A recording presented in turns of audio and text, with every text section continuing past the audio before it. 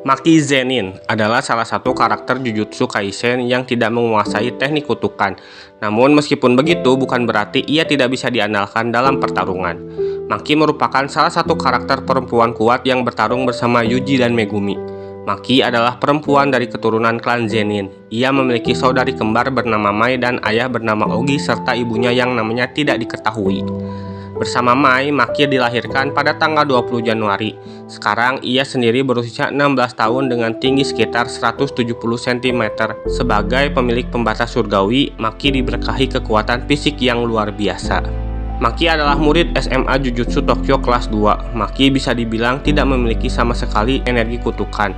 Oleh karena itu, dia kerap menjadi objek penindasan oleh keluarganya sendiri seperti Naoya dan Ogi. Namun semua itu lantas tak membuatnya berputus asa, bahkan dia tetap memilih berlatih keras meski tak mampu melihat kutukan sekalipun.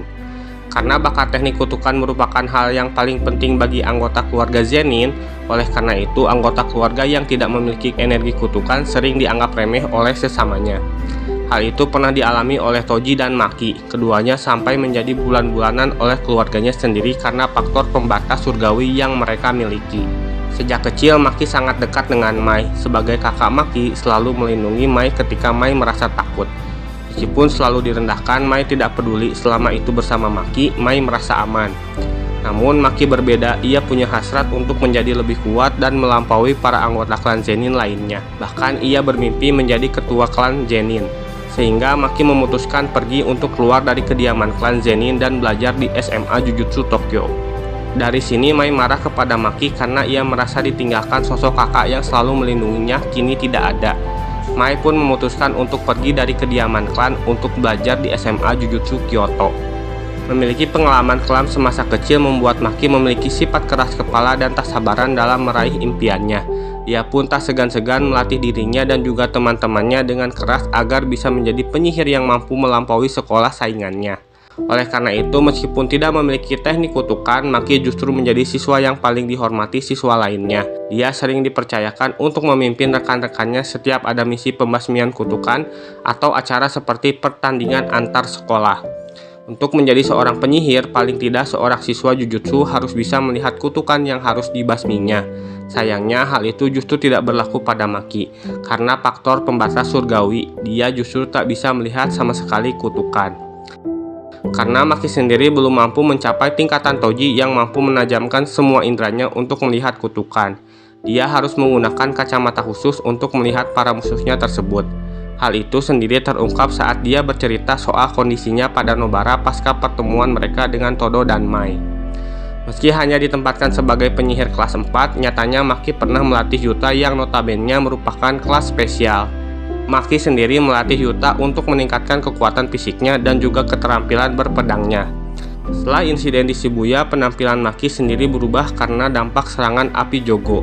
Maki yang awalnya berambut panjang, kini merubah penampilannya menjadi rambut pendek, ditambah bekas luka di bagian wajah dan kedua tangannya yang membuatnya terlihat lebih garang.